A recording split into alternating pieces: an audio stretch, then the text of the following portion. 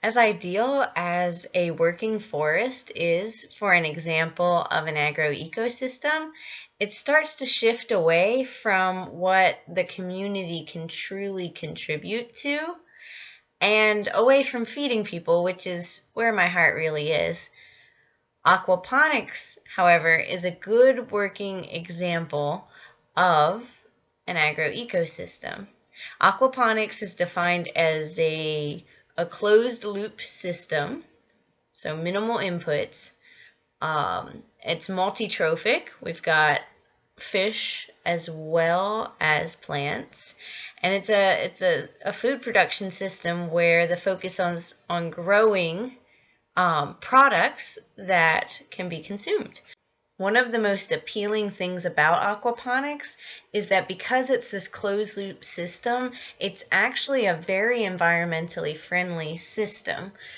This is because the aquaculture aspect of it, the fish raising, is typically a very waste heavy system. Because the fish produce so much waste, a lot of water changes are needed, a lot of water is used. It's not super environmentally friendly. But when adding in the plants from hydroponics, creating aquaponics, the plants cycle out the nutrients that's in the fish waste. So less water changes are needed as far as the fish go, and then you're growing these plants using nutrients that are already going to be available in the water, allowing you to grow products without adding in external inputs such as fertilizer. One of the hardest things, though, is that there is this divided focus between growing the plants and growing the fish, because the ideal condition for either party may not be the same. With that in mind, I'm excited to do my research for this final semester in aquaponics.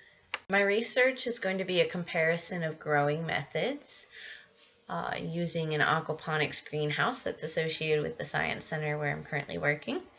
The methods that I'm comparing are a deep water system where roots are growing directly in a pool of water, rock bed system where there's a drip irrigation through a rock table, and then also the occasional backwashing of the rock table for nutrients.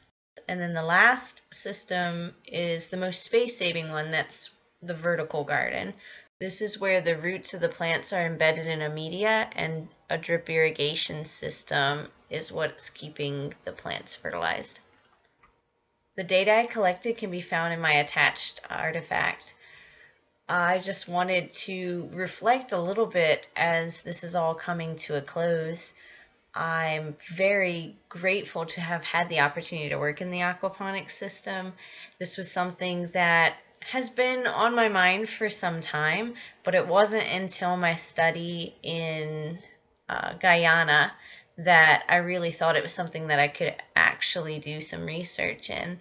And that's something that came up because we were at the International Film Festival for Environmental Films, and they were showing aquaponic systems that were being put together in Trinidad out of garbage. And I thought, if they can do this out of garbage in Trinidad, this is something that can't the average homeowner gardener put something together. So my long-term goals now is to take this data that I'm collecting, finding out about these different growing systems, and seeing which one would be the best system to put together for an at-home kit that a homeowner or a gardener, somebody who's typically a consumer, can now be a producer.